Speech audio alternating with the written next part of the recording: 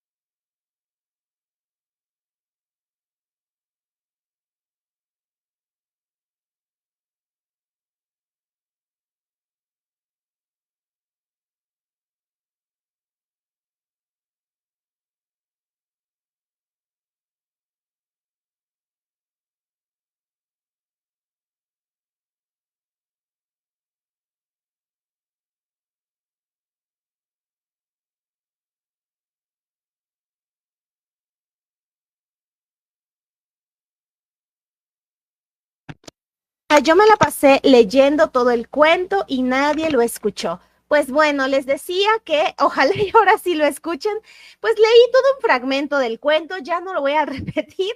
Les prometo poner el fragmento en otras redes sociales. Pensé que estaba activado. Bueno, hoy todo me falló. Apagué el micrófono para ver las conexiones en YouTube y en Facebook y todo. Y miren, no lo volví a conectar. Pero muchísimas gracias por estar nuevamente. Cumplimos 10 años creando esta comunidad lectora. Muchas gracias a todas las personas que desde hace 10 años siguen el canal, leemos en conjunto, dialogan, hemos tenido momentos de discusiones, hemos tenido momentos de unión y sobre todo momentos en donde hemos descubierto que la literatura nos conmueve, es decir, nos mueve tanto la mente como el espíritu. Muchísimas gracias, Sim, perdón, no escucharon nada, o sea, yo me la pasé leyendo, como siempre, pues son cosas de las transmisiones.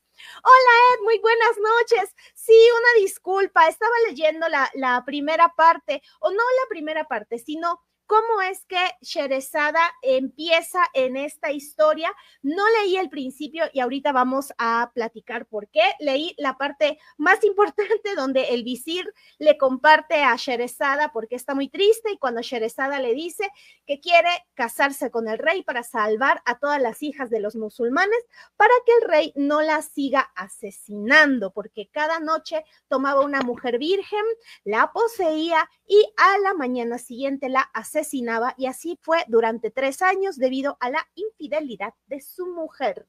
Y sí, una disculpa. Hola, buenas noches, Paquioli, Luca, muchas gracias, una disculpa, sí, no, sí, perdón, una disculpa que no se escuchó nada, lo apagué porque estaba haciendo las modificaciones y olvidé prenderlo. No, ay, no te preocupes, Ed nos está comentando desde Facebook que tiene una buena noticia y una mala noticia, y la mala noticia es que su edición están intercalados los cuentos. Y ahora sí, buenas noches, Emanuel, muy buenas noches, Sin, desde Facebook, muy buenas noches, Carlos, muchas gracias por estar el día de hoy, muchas gracias, Paquioli, Luca, muchísimas gracias a las personas que están en TikTok viendo acerca de las 1001 noches. Pues, ¿qué les parece si empezamos con esta pequeña plática acerca de este cuento maravilloso, esta historia?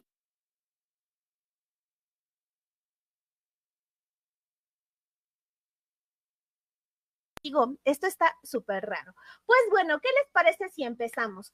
Empezamos con el principio. Para quienes no conocen qué son las 1001 noches, todos lo conocemos. Los clásicos tienen la característica de que son conocidos de manera popular. De alguna manera todos hemos escuchado este título y eso ya es un gran avance. Créanme que el hecho de que una historia, un cuento, una novela pueda perdurar por generaciones, que independientemente de que lo hayas leído o no, tengas una idea muy vaga de qué trata, esto es uno de los indicadores de que estamos frente a un clásico. Las 1001 noches es uno de los clásicos orientales por excelencia y ustedes y yo iremos descubriendo en estas 10 sesiones por qué estas historias, este conjunto de historias han pasado a la posteridad.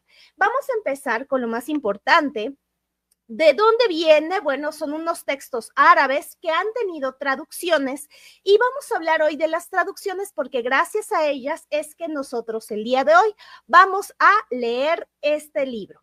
La primera versión, la más conocida, es una de un escritor francés llamado Antoine Galland, que pues es del 1646 a 1715. Fue uno de los primeros traductores. ¿Sigue sin escucharse? No, ya se escucha, ¿verdad? Sí, ay, gracias, ya me había asustado. Es uno de los primeros traductores del árabe al francés. ¿Qué características tuvo? Pues como buen escritor le hizo algunos añadidos, sin embargo, a él se le debe la importancia de haber hecho la primera traducción para Occidente, que fuera de Oriente no se conocía y gracias a él cruzó las fronteras de las culturas. Y bueno, esta fue de las mejores versiones, se popularizó en Europa y con el tiempo la traducción de Galland se tradujo al español. Yo tengo la edición de Galland muy viejita. Esta es de Galland traducida al español. Esta edición que tengo es de 1922, pero Galland lo tradujo al francés por ahí entre 1600 y 1700. Se dice que incluye cuentos que son apócrifos, es decir, que en la edición original árabe no existían y él los incluye y por ese motivo se hicieron muy famosos. Al día de hoy en el imaginario popular se cree que son de las 1001 noches, pero no lo son. ¿Como cuál? Aladino, Alí Baba y uno que se llama El caballo de ébano. Al parecer, aquí les estamos hablando de generalidades, pero lo importante va a ser leer las versiones. Y se dice que su estilo es elegante y algo muy importante, suaviza el contenido sexual o violento. La literatura árabe se caracteriza por ser extremadamente violenta. La poesía de la época medieval que se tradujo al español en esa época es de una violencia y bueno, al día de hoy no la podemos catalogar tan violenta porque desafortunadamente estamos expuestos a este tipo de contenido todos los días, empezando con las noticias, pero sí la poesía cuando hacen mezcla, utilizan metáforas relacionadas con sables y con el color rojo, que ya se imaginarán, etcétera. La poesía árabe está muy relacionada en sus metáforas con la violencia y lo sexual explícito. Entonces, Galland elimina todo eso. Y gracias a Galland es que posteriormente se hacen estas versiones infantiles, que son las que creíamos que era la versión original, que eran infantiles. No son infantiles, Galland lo adecua para este tipo de público.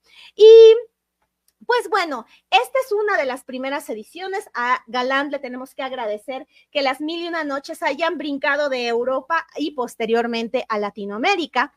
Después tenemos esta versión, yo no la tengo, ojalá un día de estos yo la pueda comprar porque pues no la tengo y probablemente la encuentre solo en librerías de viejo.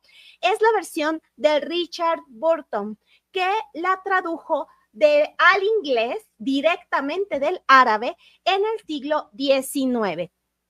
Richard Burton era un mega personaje súper complejo y además pues era escritor. Y algo y que se le reconoce es que es la versión más completa, es una versión erudita, tiene notas etnográficas y también incluye estas escenas de sexo explícito. Vamos a ver más adelante, hacia el final de este reto, los que se vayan a quedar, las últimas sesiones, vamos a tener 10 sesiones, las últimas 3 sesiones, 4, vamos a leer de manera gratuita la versión de Burton, traducida al español y ustedes se podrán dar cuenta de que es muy explícita en algunas escenas. Y se dice que conserva un lenguaje arcaico, el lenguaje arcaico del inglés, tiene como pensando un poquito, no tanto como en Shakespeare, pero de ese tipo de inglés que es medio raro, que bueno, como si fuera el Cervantes, más o menos, pero en inglés. Vamos a pensar un inglés un poco, pues sí, le llaman arcaico.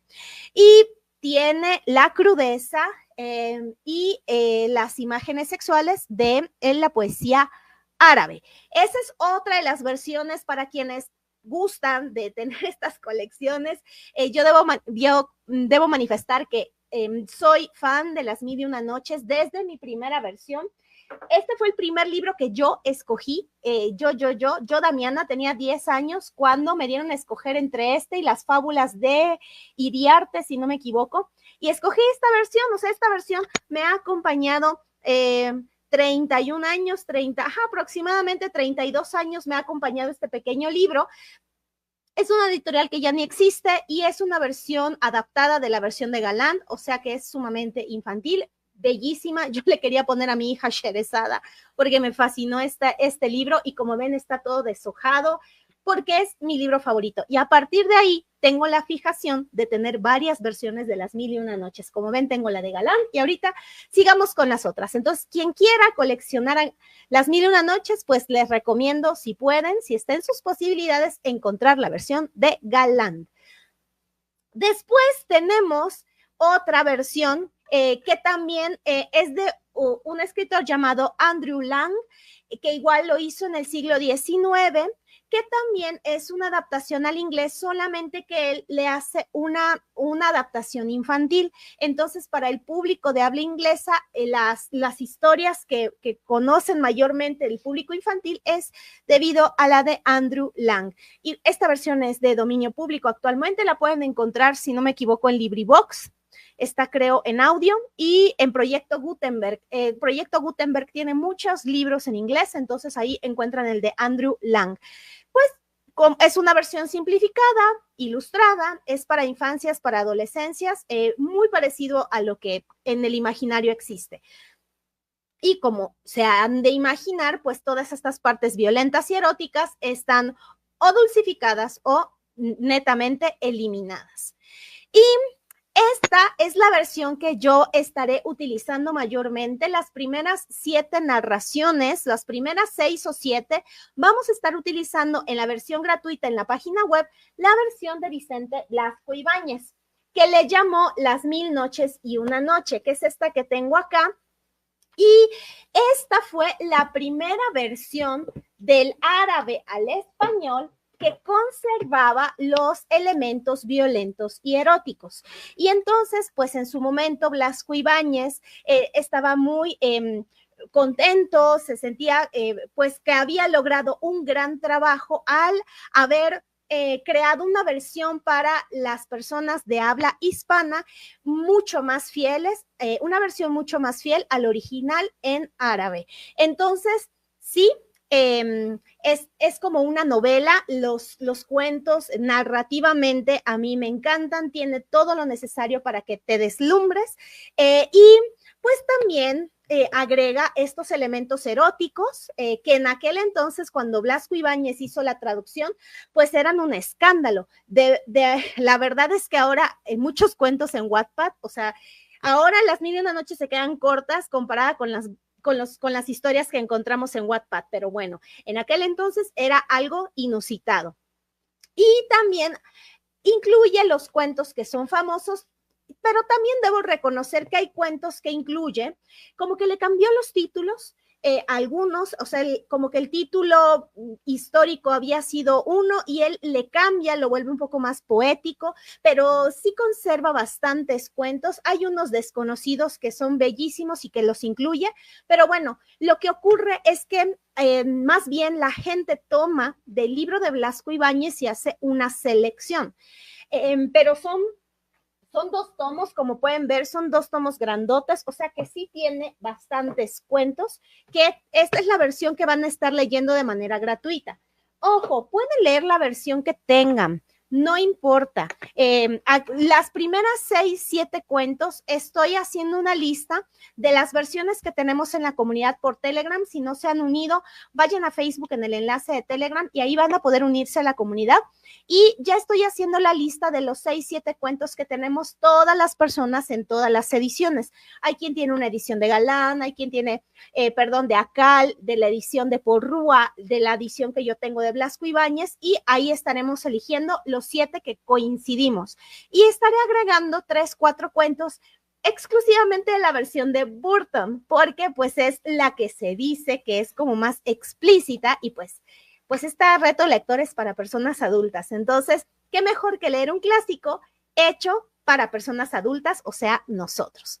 Y esta es, dicen, la mejor versión para el español latinoamericano.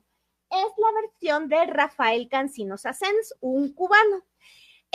Fue publicada por Editorial Aguilar, son 3 tomos, bueno, aquí les muestro 2, y Cancinos Asens se basó de 2 textos y uno de ellos se llama el manuscrito Calcuta II, y se dice que la versión de Cancinos Asens es la traducción más ambiciosa y literaria del siglo XX. Yo he leído, no lo he leído todo, obviamente, no he podido leer todo el libro, pero sí he comparado la versión de Blasco Ibáñez, que también es del español, con la de Cancinos Asens y con la de Juan Vernet. Esa no la tengo, pero está en la biblioteca, y sí les puedo decir que desde mi propia subjetividad, a mí me fascina la versión de Cancinos Asens mucho más que la de Blasco Ibáñez. Lo que pasa es que esta de Cancinos Asens creo que todavía tiene derechos de autor, entonces por eso no la pongo en la página web, por eso tengo puesto la del español de Vicente Blasco Ibáñez, por eso vamos a leer la de Blasco Ibáñez y no la de Cancinos Asens. Pero si tienen la oportunidad de conseguir Las Mil y Una Noches en la versión del Rafael Cancinos Asens, no pasen esa oportunidad.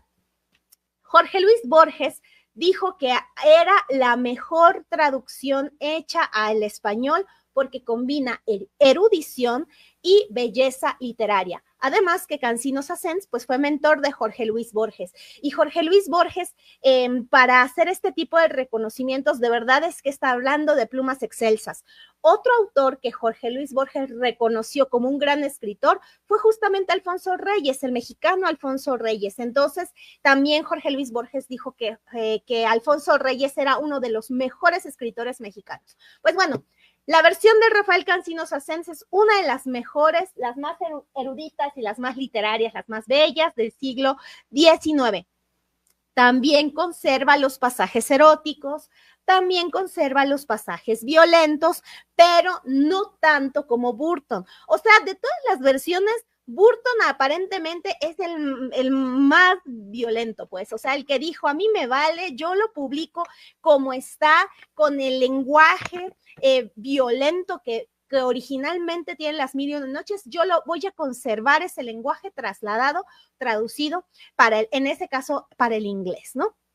Y bueno, y otra versión que creo que es la versión que él tiene es de René Cawan, que esta es una traducción es una traducción del francés. Yo tengo esta que es de Cawan, pero está traducida al español. Y elimina los añadidos de Galland y de Burton, lo hizo un poquito más académico, como que buscando la versión más pura, digamos, ¿no? Incluye relatos que originalmente habían sido omitidos, pero también es una versión, digamos, sin censura, pero la característica de esta historia, de este libro, de esta versión, es que es un poco más académica. Entonces, si tú eres como un lector, una lectora que le gusta más estos textos académicos, pues se dice que te recomiendan esta versión. La que tengo traducida es de Edasa y es una traducción de Gregorio Cantera, pero es una traducción de Cawan. Ahora, ¿cuál es el problema que tengo yo con esta edición en español? Que no creo, o sea, por lo menos en el índice, no he visto todos los cuentos de Las Mil y Una Noches, o no sé si esta es la versión.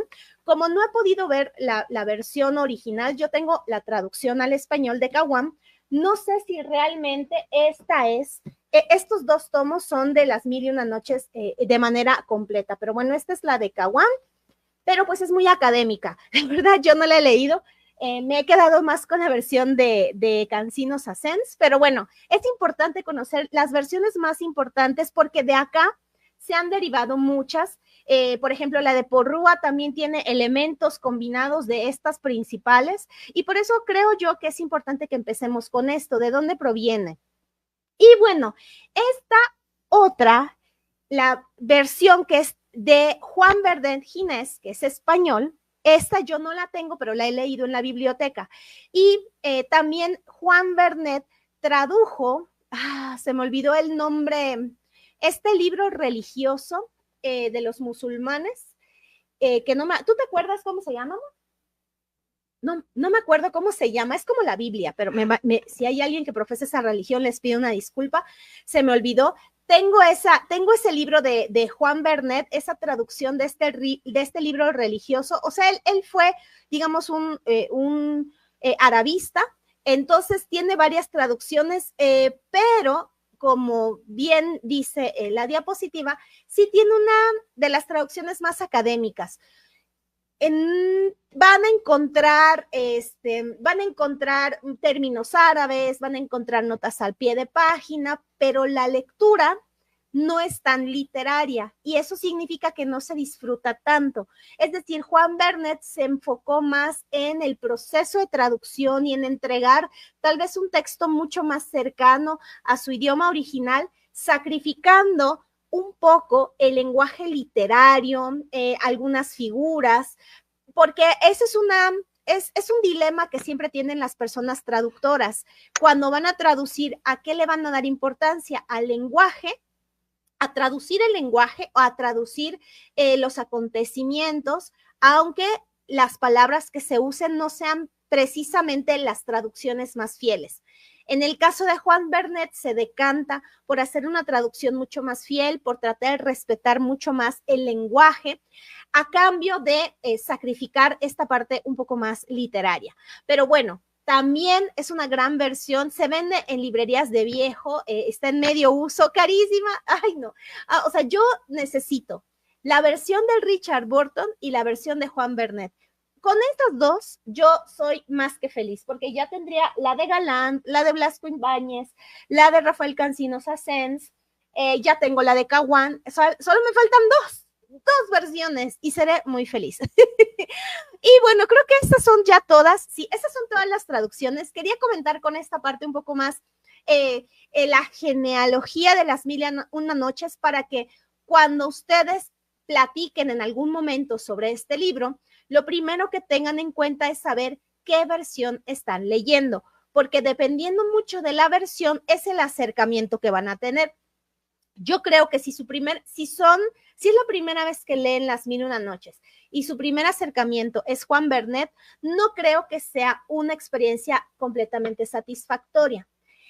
Probablemente, si son primeras lectoras y lectores, les va a encantar la versión de Galán, les va a fascinar la versión de Rafael Cansinos Assens y les va a gustar muchísimo la versión que vamos a leer, que es la de Vicente Blasco Ibáñez, que es la primera versión al español que incluye los pasajes eróticos y los pasajes violentos que habían sido eliminados por Galán. Y si les gusta leer en inglés, no se pueden perder la versión de Richard Burton, que es una de las más importantes en ese idioma.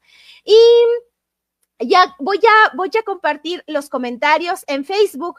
Comenta Ed que tiene, que lo de los cuentos intercalados. Sí, como les acabo de decir, cada versión hace un orden de los cuentos y se dice que la versión ya olvidé cuál les había dicho. Les había dicho que hay una versión, que la de Juan Vernet es de la que más respeta la estructura de las noches. Fuera de la versión de Juan Vernet, los otros traductores no se enfocaron tanto en esta estructura de noches y por eso los cuentos pueden aparecer revueltos dependiendo de la versión que cada quien tenga. Pero no se preocupen, la lista que vamos a tener nosotros es la que vamos a utilizar. Solamente vamos a tener 6 o 7 cuentos que compartimos todas las ediciones y por último, los últimos 3, 4 cuentos, les voy a compartir la versión de Blasco Ibáñez y la versión de Richard Burton traducida al español. Y comenta Ed, si es parecido a los Juegos del Hambre, si quieres te tomo una foto a las anotaciones de mi libro. Sí, Ed, igual si te parece y comunidad lectora, únanse a Telegram para que puedan conocer este contenido extra de las mil y una noches. Por ejemplo, Ed tiene una versión de Akal y nos está comentando que va a compartir las anotaciones de su libro de cada cuento que leamos. Así ustedes van a poder leer la versión de Ed que tiene otras anotaciones que tal vez la versión que tenemos no las incluye. Por ejemplo, también comenta Ed desde Facebook que no son parte. Ah, sí. Pues bueno, vamos, ¿qué les parece? Voy ya, antes de empezar de lleno con el primer cuento, que es el de la historia del rey Shahrián y su hermano Shahzaman, que es el que le da título a este primer episodio. Dice Ed. Entonces tal vez Galán les dio la entrada del espejito de los hermanos Green. Pudo ser Galán, pero también el otro autor que les decía que se apellida Andrew Long. Entre Andrew Long y Galán fueron los que agregaron elementos un poco más infantiles. Entonces, lo que tendremos que hacer es revisar. Si tenemos mucha curiosidad para saber quién agregó qué a cada cuento, pues podemos hacer esta labor de búsqueda, de comparación de versiones para ver de dónde vienen todos estos elementos. Dice Carlos, hubiera escrito dos, uno para adulto y otro para chamaquitos. Pues bueno, mira, después de todos estos años, la verdad es que ya contamos con varias versiones. La de Blasco Ibáñez ya es de dominio público. Bueno, en España ya es de dominio público. La versión de Richard Burton ya es de dominio público, la de Galland ya es de dominio público. Entonces tenemos 3 acercamientos para adultos y también acercamientos infantiles a las mil y una noches. Entonces tenemos que estar contentos porque pasados tantos siglos ya podemos comparar las versiones. Y dice Ed, sí, al parecer mi versión está como combinada. Así es, dependiendo. Podemos empezar a rastrear. Normalmente los prólogos dicen de dónde están, cómo es que hicieron su versión. Entonces dicen, yo, por ejemplo, tomé la versión, alguien dirá, yo la tomé directa del árabe, alguien dirá, no, pues yo hice la traducción de Burton y la comparé con la de Galán, entonces estoy haciendo mi propia versión.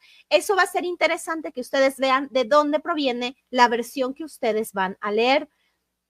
Dice, ¿y cuáles son? Aladino, Alibaba y los 40 ladrones, los 7 viajes de Simbad. Esos son uno de los cuentos que fueron agregados. No me acuerdo si el de Simbad también fue agregado. Y dice Ed que quiere la versión de Rafael Cancinos Asens. Yo la compré por Mercado Libre. No la encontré en librerías de viejo, la compré por Mercado Libre y cuando la compré, ahí vi también que venden la versión de Bernet.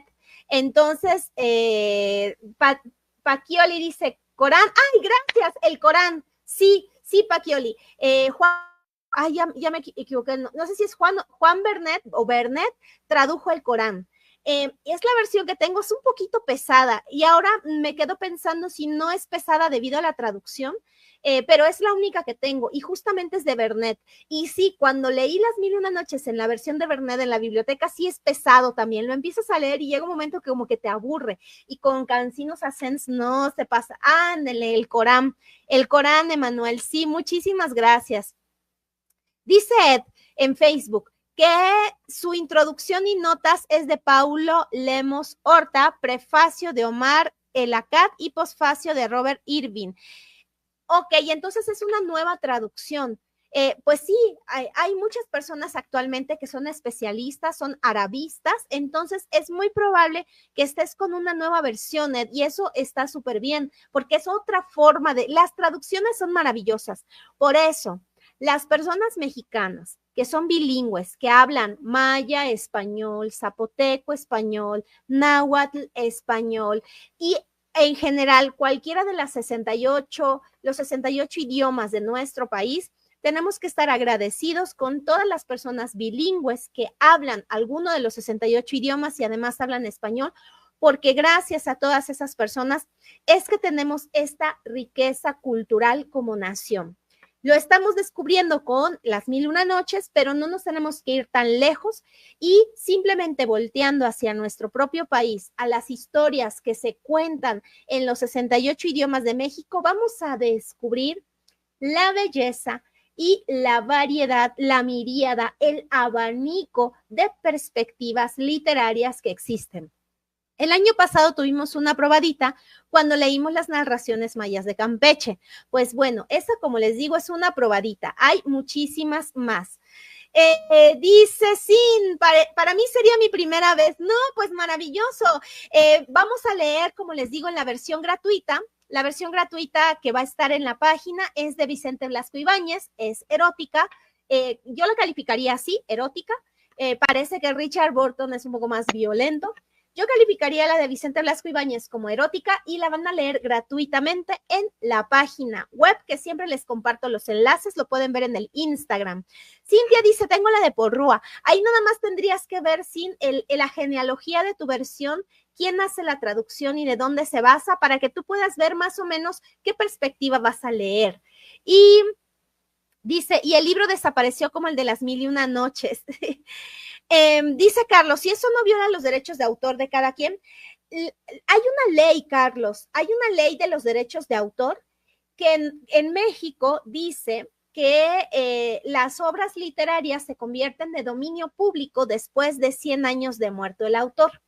En el caso de Vicente Blasco Ibáñez, él murió en 1928. Eso quiere decir que los derechos de autor estarán hasta 2028. Sin embargo, la Fundación Blasco Ibáñez autoriza que se puedan reproducir los cuentos de Vicente Blasco Ibáñez siempre y cuando se cite que está autorizado por la Fundación Vicente Blasco Ibáñez.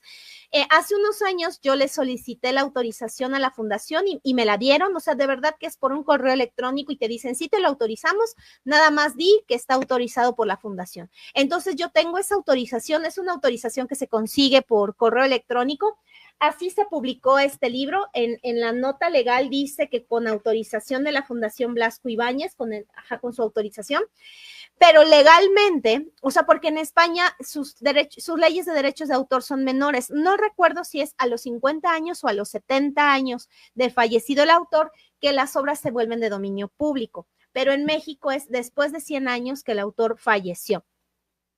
Y dice que hay algunos cuentos, sí, es que hay diferentes versiones. Dice que la edición de su libro es del año 2021, tiene 4 años de publicación. Sí, eso es importante. Entonces quiere decir que es una edición nueva la tuya, Ed. Entonces es muy probable que sea una nueva versión, que no forme parte de las que yo acabo de mencionar. Y estaría padre que nos pongas en Telegram cuál es esa versión. Y dice, también en Estados Unidos 100 años y después es libre. No sé si Estados Unidos, pero son muy pocos países que tienen una política le llaman restrictiva hacia los derechos de autor. Se dice que de manera internacional debería rondar entre los 50 y 70 años, que no hay necesidad de que tengan que pasar 100 años para que una obra se vuelva de dominio público. Y yo estoy de acuerdo, yo creo que los derechos de autor, sobre todo, los debe disfrutar el autor.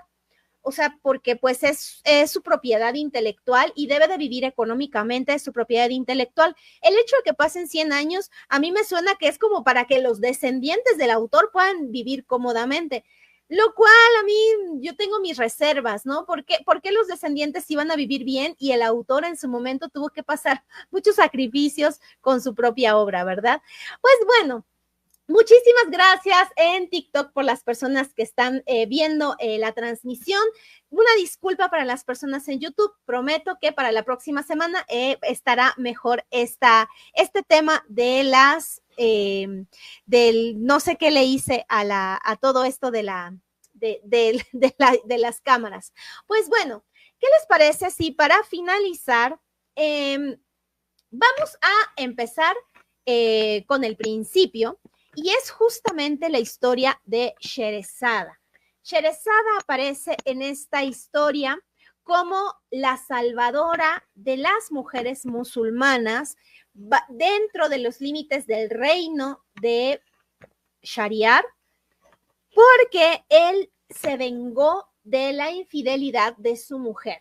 Si quieren saber exactamente qué hizo su mujer, vayan a la página web, chequen la versión de Blasco Ibáñez y ahí dice con lujo de detalles qué hizo la mujer del rey Shariar y que el rey Shariar lo vio y por ese motivo es que decide tomar este acto. Pero también su hermano, el rey Shahzaman, también su mujer le fue infiel. Entonces, les comento rápido, son dos hijos muy guapos, hijos de reyes, muy justos, cada quien tenía su reino, cada quien tenía su mujer, todo, vivían en reinos separados. Y un día un hermano le llama al menor para que lo vaya a visitar, se va el hermano, se le olvida una joya que le iba a regalar a su hermano y regresa, y cuando regresa, mira a su mujer siéndole infiel. Y vayan a la versión de Blasco Ibáñez para que vean cómo le fue infiel, ahí lo explica con lujo de detalle, y estaba muy triste y así fue a visitar a su hermano. Y en una de esas el hermano sale a cazar y el hermano se queda porque estaba muy triste, porque asesinó a su mujer y a su amante, ¿no? Los asesina. Y se queda muy triste porque no podía superar la infidelidad. Y cuando está en sus aposentos, mira hacia la ventana y descubre a su cuñada siéndole infiel a su hermano, y allá pueden ver con lujo de detalle cómo le es infiel. Con esto que decía Ed de las esclavas, por acá lo mencionaba, que habían esclavas y esclavos, pero todos estaban como disfrazados, y cuando se quitan la ropa, se ve como unos son hombres y unas son mujeres. Eso lo había puesto hace un momentito Ed. Y entonces se pone feliz el hermano y dice, bueno, no fui el único al que le fueron infiel, también a mi hermano. Y le cuenta el chisme a su hermano. Y acuerdan esconderse y descubren la infidelidad de su mujer, y en ese momento también la asesina. Y los dos emprenden un viaje, y ahí conocemos el primer cuento. Al emprender un viaje quieren ver si hay otros hombres tan desafortunados como ellos, de que les habían sido infieles, y en eso conocemos la historia del genio, que en algunas versiones le llaman Efrit, que significa genio. Y entonces sale el genio del mar y tenía encarcelada, la tenía guardada, resguardada en una cajita a una mujer que la había raptado el día de su boda. Y la saca de su cajita y el genio se duerme. Entonces, cuando el genio se duerme y la mujer está en ese momento libre, mira en el árbol que están los dos reyes escondidos, porque los genios, contrario a lo que hemos aprendido en las historias de Disney, los genios son entes malvados. De hecho, hay una historia de terror que mencionamos el año pasado que estaba en Netflix acerca de los genios en Irán. Los genios son criaturas malvadas, entonces todos deben de tener mucho cuidado de los genios. Por lo menos en la cultura árabe, así es como se denomina. Los reyes estaban escondidos, asustados, y la mujer les dice, bajen o los acuso con el Efrit. Pues ellos la obedecen para que el Efrit no vaya a tener venganza, y la mujer les pide a ambos unos favores eróticos que también van a poder leer con lujo de detalle. Y al final ella saca como una cadena con muchos anillos y les dice a los reyes, miren, todos estos son todos los hombres con los que yo he estado cada vez que el genio se duerme. Y los reyes dijeron, bueno, pues si a un genio también le han sido infiel, que el genio es de las criaturas de las que más miedo tenemos que tener, y si hasta el genio le han sido infiel, pues nosotros, ¿qué nos podemos esperar? Por ese motivo, Shahryar decide cada noche casarse con una virgen y a la mañana siguiente asesinarla. Y así estuvo durante 3 años hasta que aparece Sherezada, que es la hija del visir. El visir es como el segundo al mando, como el vicepresidente, digamos, o como el secretario de gobierno en nuestro país. A eso equivale el visir. Entonces, pues Sherezada no era pues cualquier hija, había leído mucho, era muy inteligente, y le dice a su hermana Doniazada, mira, cuando el rey haga lo que quiera conmigo en la noche, tú vas a entrar y me vas a pedir que te cuente un cuento. Entonces yo te voy a contar ese cuento en la noche y yo me las voy a ingeniar para que el rey no me mate. Y así lo va logrando durante 1001 noches. Entonces el rey durante la noche escucha las historias que cuenta Sherezada y justo antes de hacer spoiler, los deja en el momento más emocionante y en ese momento amanece y el rey pues ya se tiene que ir a hacer sus actividades de rey, y obviamente no la asesina para que llegue a la noche siguiente y escuche el cuento. Y entonces Sherezada es muy astuta y va intercalando. No ha terminado un cuento y agrega otra historia y así se la pasa durante 1001 noches. Y pues ese es el inicio de las 1001 noches. Y vamos a ver, voy a leer los comentarios. Comenta Ed, sobre todo el libro, el autor es anónimo, sí, pasa un poco como con la Biblia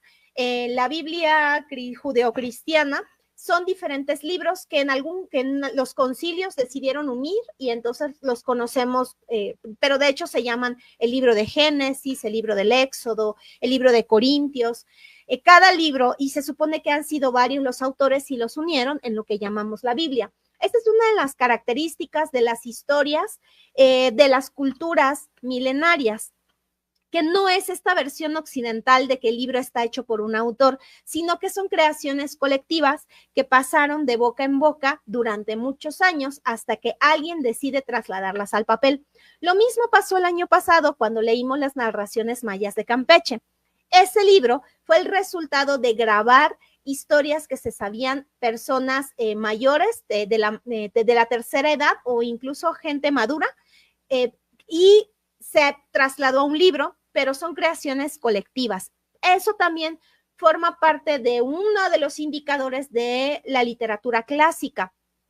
Los hermanos Grimm hicieron lo mismo. Las historias no son de ellos, sino que era del folclore, de la cultura, y ellos lo fueron recopilando y lo trasladaron a un libro y se dice que son historias de los hermanos Grimm, pero más bien ellos lo tomaron de la tradición cultural. Entonces, por eso no hay un autor o se habla de autor anónimo, pero realmente el término de autoría es un término contemporáneo si lo comparamos con la historia de la literatura en el mundo. Y comenta Ed, entonces tengo de dónde ver la transmisión. Sí, así es, de donde gusten, de TikTok, de Facebook o de YouTube. La próxima semana la vamos a ver. Dice 2 veces, sí los mató. ¿Cómo? No les puedo decir. No, Shazamán es el hermano menor, que su esposa le fue infiel y Shazamán mató a su mujer y al amante. Shahryar es el hermano mayor, que también le fue infiel su mujer y también él mató a su primera mujer y al amante. Y a partir de ella, como venganza, se casaba con todas las mujeres jóvenes vírgenes, las desposaba y a la mañana siguiente las asesinaba. Esa fue su venganza por la infidelidad de su primera mujer. Y dice, las esclavas estaban como mujeres y ya saben lo que pasa. Si es el genie. Ah, sí, genie también es otra palabra para referirse a los genios. Y dice, sí, el anillo para gobernarlos a todos. El señor de los anillos es una mujer. Bueno, esto de los anillos es de la mujer que le es infiel al genio. Esto lo pueden ver en la versión de Blasco Ibáñez que está en la página web. Dice, sí, estos son muy buenos. En mi versión hay intermedio en el libro. Sí, dice Carlos, es una chismonovela. Sí, es que la versión para adultos es picante y es muy divertida y tiene de todo. Ahora, ¿qué les parece si para finalizar la sesión de hoy, ustedes qué opinan? La reacción de los reyes, tanto la de Shahryar como la de Shazamán, los hermanos, ¿creen que fue un acto de justicia o creen que fue una crueldad desmedida? Lo vamos a leer con nuestros ojos contemporáneos, porque obviamente en el contexto de la narración, pues es un acto, tiene sus motivaciones, ¿no? La segunda pregunta sería, ¿por qué creen ustedes que Sherezada decide contar historias en vez de confrontar directamente a Shahryar? Y bueno, la pregunta parecida es, si Sherezada hubiera sido hombre, ¿habría funcionado su estrategia? Y finalmente, ¿ustedes de qué lado están? ¿Del lado de Shahryar? O sea, ¿quién quiere defender a Shahryar y quién quiere estar en contra de Shahryar? ¿Quiénes quisieran comenzar? En lo que ustedes platican en el chat, yo, no sé, es que es muy complicado. Si lo vemos con unos ojos del pasado, es que ¿saben qué? A mí que me conflictúa. ¿Saben qué me conflictúa? Que desafortunadamente al día de hoy en los noticiarios seguimos escuchando que hay muchas personas que cometen estos crímenes en contra de sus parejas mujeres. Y muchos noticiarios siguen diciendo que lo hacen, uno, por infidelidad, o dos, porque la pareja ya no quiere estar con ellos. Entonces, lo que a mí me sorprende más bien es cómo este motivo sigue existiendo hasta pleno siglo XXI. Y vamos a hablar de México porque estamos en México. Si hay alguien que sea de otro país y que esté viendo la transmisión, pues igual podría compartir. Pero he escuchado algunos testimonios, algunas noticias en otros países y sigue ocurriendo. Entonces, no entiendo cómo es que ha podido, o sea, si esta historia ha podido cruzar océanos y ha podido viajar a través del tiempo, y podemos ver al día de hoy que sigue considerándose como un motivo para cometer este acto. Más bien eso es lo que me sorprende. Yo en realidad no sé qué pensar, porque una parte sigue considerando eso como un acto de justicia. Yo en lo personal, con mis ojos contemporáneos, pues yo lo veo como una crueldad. No tengo palabras pero me sorprende que desde las 1000 noches hasta siglo XXI en México seguimos presenciando o siendo testigos de este tipo de acciones. Pacchioli comenta, yo creo que cuando te traicionan de esa manera, sí te dan ganas de vengarte, juegan con tus sentimientos. Sí, pero por ejemplo, bueno, no sé ustedes, en algún momento de mi vida, a mí me fueron infiel. O sea, creo que muchos hemos sabido qué se siente que te sean infiel, pero yo jamás, a mí nunca me cruzó por la mente acabar con la vida de quien en esa época fue mi pareja solamente porque cometió una infidelidad. No sé si entienden esa diferencia. O sea, todos en por lo menos los adultos que estamos ahorita o quienes estemos en esta transmisión, creo que hemos vivido una infidelidad. Lo hemos vivido y se siente espantoso. Te traicionan completamente. Pero yo, Damiana, y nunca tuve el deseo de acabar con la vida de esa persona. Pero luego en las noticias vemos que sí, que muchos, según cuando los atrapan y todo, dicen que o porque les fueron infieles o porque su pareja ya no quería saber nada de ellos, como que los cortaron y ellos en venganza acaban con la vida. Y hemos escuchado relatos todavía mucho más crueles en donde acaban con la pareja y también con la descendencia. Y uno dice, ¿cómo? O sea, ¿cómo? Eso es lo que a mí me sorprende. Yo, pues sí, tengo que tener una postura. A mí me parece un acto de crueldad desmedida. No le encuentro ninguna razón para tener ese tipo de venganza. Es mi opinión. No sé ustedes qué opinan.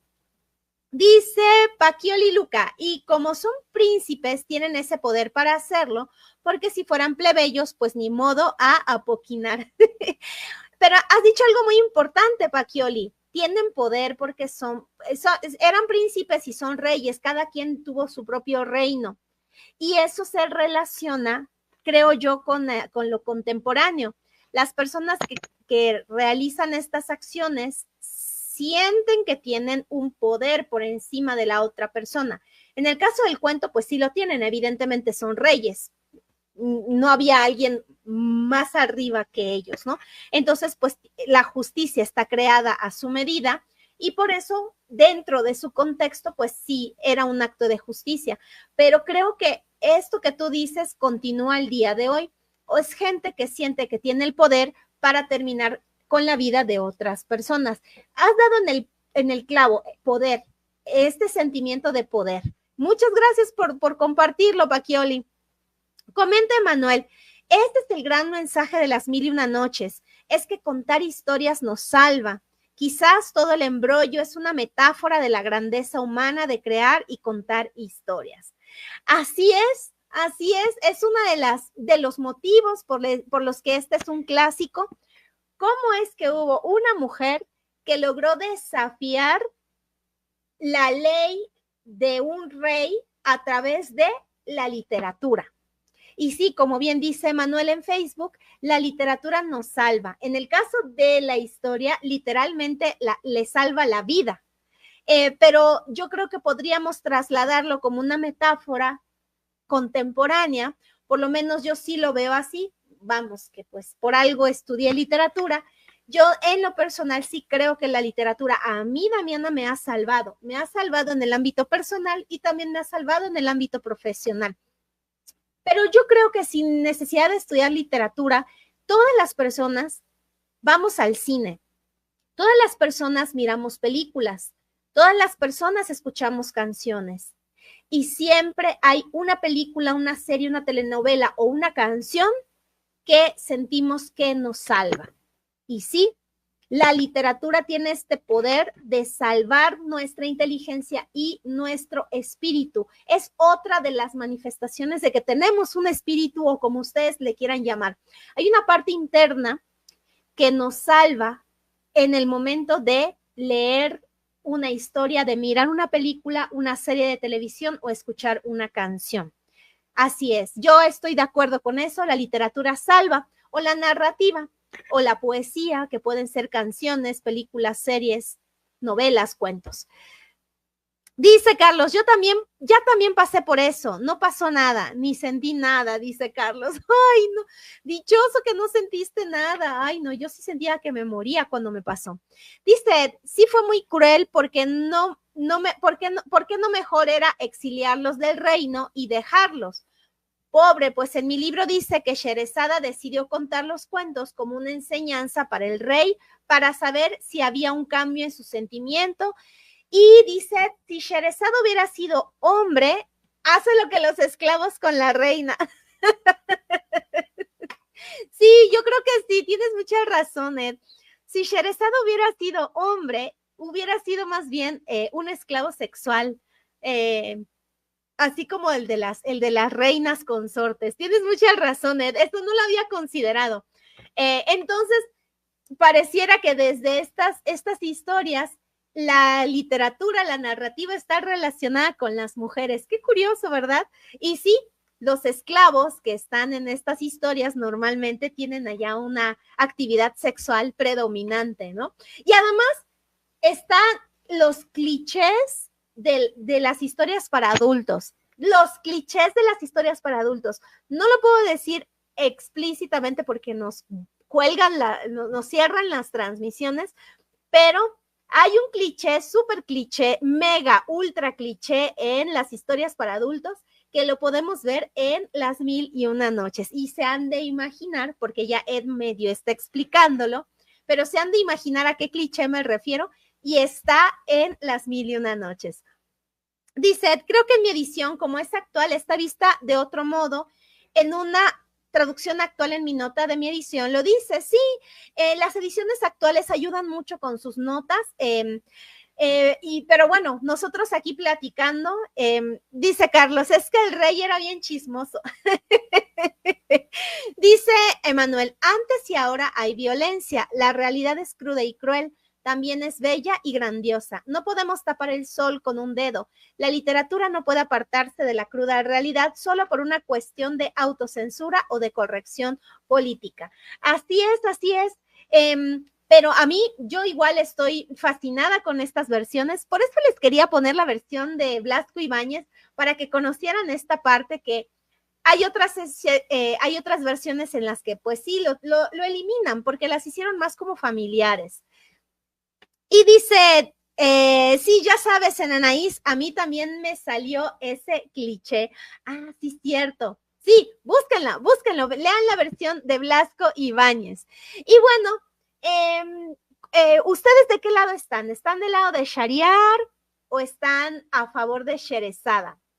Yo estoy a favor de Sherezada, porque imagínense cómo sería una persona que durante 3 años se ha dedicado a poseer mujeres vírgenes y asesinarlas al alba. Durante 3 años. Y esta mujer tuvo la inteligencia y la persuasión suficiente y sobre todo la capacidad de narrar que logró cautivar a una persona tan desalmada como este rey. O sea, son 3 años, cada año de 365 días. Más de 1000 mujeres fueron asesinadas por este rey día tras día. Ya no quedaban mujeres en el reino, mujeres, las pocas que habían, los padres huían, las familias huían para que el rey no las desposara.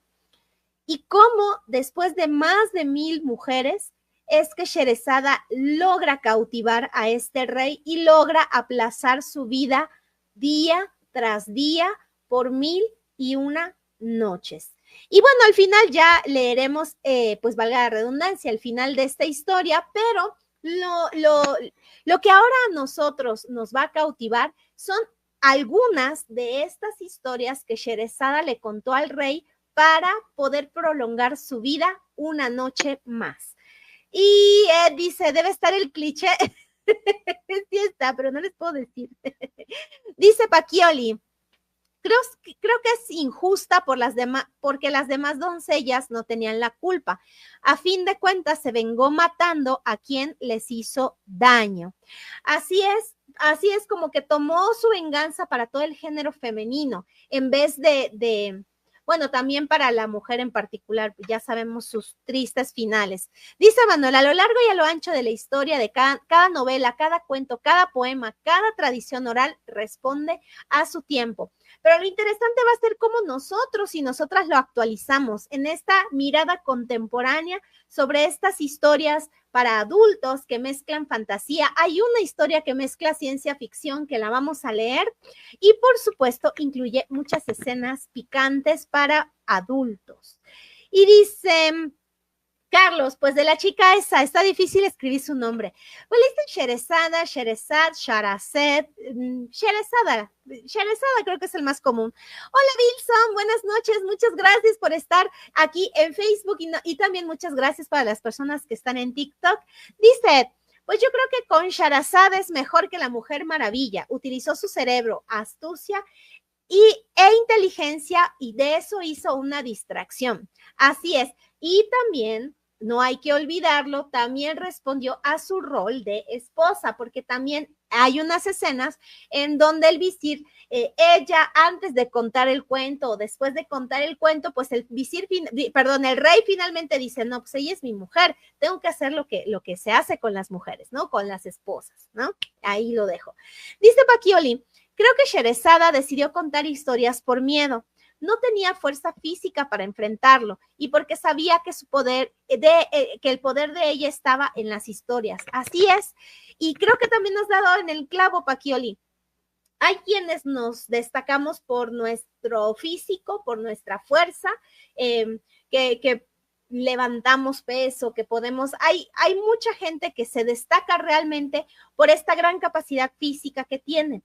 Pero también hay personas que se destacan por su inteligencia, por su astucia, por el intelecto, como el intelecto puede crear también grandes hazañas, así como la fuerza física. Entonces creo que eso también es interesante, Pacchioli, que se está mostrando un contraste entre el poder, la fuerza del lado más físico, del lado más brutal, agresivo, desalmado, con el lado de la astucia, de la inteligencia y también de la persuasión y la capacidad de narración. Dice Wilson, en total son como más de 300 cuentos relatados por Sherezada en las 1001 noches. Sí, porque luego alargaba los cuentos y de un solo cuento le sacaba como 7 secciones y luego dentro de cada sección le incluía otro cuento. Entonces sí, son bastantes cuentos. Dice Wilson desde Facebook, me parece que el relato más extenso es el de los 7 viajes de Simbad el Marino. Creo que sí. No me acuerdo si el de Ali Baba también tiene muchas versiones. Entre esos dos están las versiones. Y dice, también la hermana es muy inteligente, sí, porque se pusieron de acuerdo y además las dos fueron educadas, pues finalmente eran hijas del visir. Recuerden, el visir es el equivalente al vicepresidente o el equivalente al secretario de gobernación o la secretaria de gobernación. Entonces, pues son personas que normalmente cuando están en esos niveles son personas que reciben una muy buena educación. Al día de hoy podemos saber que muchos de los hijos, no todos, pero muchos de los hijos de los que se encuentran en los altos cargos de la política, pues estudian en el extranjero. Lo mismo que los hijos de los grandes empresarios también estudian en el extranjero. O sea, una de las primeras marcas para diferenciarse o para conformar una élite es porque buscan la mejor educación para sus hijos. Y en el caso de Sherezada y Doni Sada, pues también se caracterizan por eso, por tener la mejor educación que es en esa época podían tener. Y comenta Ed, pues yo voy a terminar mi libro y a ver cómo me va después de leer los 7 cuentos. Muchísimas gracias, comunidad lectora que estuvo el día de hoy en Facebook. Muchísimas gracias, comunidad lectora que estuvo también en TikTok. Y recuerden, si este es nuestro primer episodio, ahora que finalice, voy a agregarles el formulario para nuestro primer pase de lista. Quienes deseen tener una constancia por la Secretaría de Cultura del Estado de Puebla, necesitamos el 80% de las asistencias. Por lo tanto, pues les invito a que llenen el formulario ahora que terminemos, lean el cuento, vayan a la página damianaleiva.com/voluntariado y ahí van a ver Retos Lectores 2025 y ahí está nuestra primera lectura. Y ahora que cerremos esta sesión, ya les voy a compartir el formulario de nuestro primer pase de lista. Y dice Wilson que el visir es como el presidente de los ministros en los países árabes. Muchísimas gracias, Wilson. Y Ed comparte, es muy largo y ya leeré el cuento 1001.